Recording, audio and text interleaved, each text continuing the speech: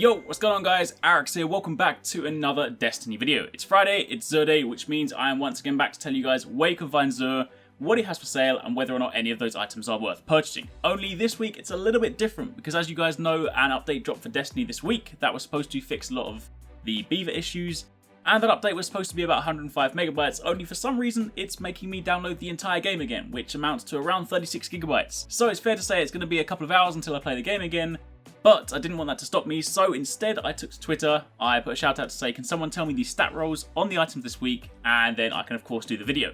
So massive shout out to Cyphergeist on Twitter, he actually tweeted me with all the numbers. It did of course occur to me afterwards that I could have used Bungie.net, but either way, massive shout out to Cyphergeist. But now that I have the information I need, let's get started on this week. So if you guys do enjoy this, and you do still find it helpful, then a like would be super appreciated. But let's get started. So first up, you'll find Xur in the Reef this week. He only has one spawn location there, down the stairs, in the door that opens up. So go down there, that is where you'll find him. But if we then turn our attention to the stock, first up for the Titans, this week you have the Mark 44 standard sights. The main perk on these is that they increase the duration of shoulder charge, and they give you a tighter turn radius while sprinting. You then have an interchangeable option between increasing the amount of shotgun ammo you can carry or the amount of machine gun ammo. And you also get increased agility for 5 seconds after an arc double kill. And as for the stat roll this week, now these numbers do look a little bit too low, almost as if they are the base value. So of course, because I can't actually access in game, it might well be that the numbers I was given and the numbers showing on Bungie.net are the lowest value and not the maxed out value. But either way, the listed numbers are 40 intellect and 43 strength. And if you compare that to the min-max values, then the lowest you'll ever see this is with 40 intellect and 40 strength. And the highest is 79 in both. So if they are indeed the max rolls, then that's definitely a very, very low roll this week. And if they're not, then of course those are your numbers and you can use those to compare. Moving over to the Hunters, you have the Bones of AO. The main perk on this is that they upgrade your double jump with an additional jump. And of course, if you guys have used these before, you'll know that also extends to your triple jump, so you can get a quadruple jump. The other perk, again, an interchangeable one, you can either increase the amount of sidearm ammo you can carry or the amount of rocket launcher ammo.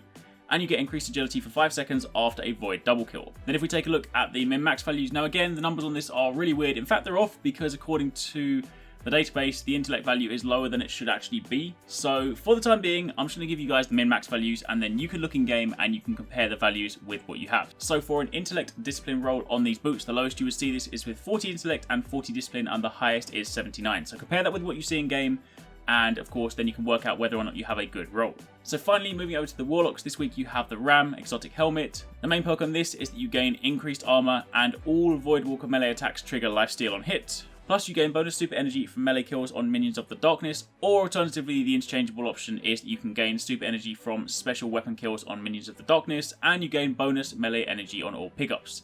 Again, same principle applies here, numbers are kind of low, so just for reference, the min-max values on a discipline strength roll are 33 and 67 for discipline and 33 106 for strength. Apologies that the numbers are kind of weird this week, I will of course return to normal next week, but I am just kind of making the best of the situation, seeing as I can't play the game right now. So, finally moving over to the weapon, this week you have the Fourth Horseman, an exotic shotgun. Of course this one deals arc damage. The main perk is that kills with this weapon have the chance to grant bonus ammo to the magazine, plus this weapon can be fired in full auto. It's a lot of fun to use, it's not necessarily a weapon that I would necessarily choose over some of the other given options, but if you don't have this, it's something worth picking up if you want to have some fun in the Crucible.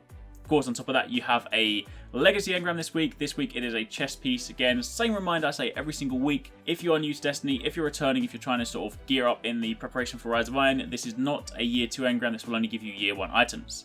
Beyond that, the rest of it I unfortunately can't see this week, so it's going to be a shorter video, but the same principle applies. You guys know the rest of it. So for the time being, thank you very much for watching. Apologies for a slightly odd Xur video this week, but hopefully at least I can kind of still give you guys the information. You know where to find him, you know what he's got for sale, and of course you know the important min-max values, so you can then compare that in game to work out whether or not they're any good. Back to normal next week, but thank you for watching. Take it easy. Catch you next time. Peace out.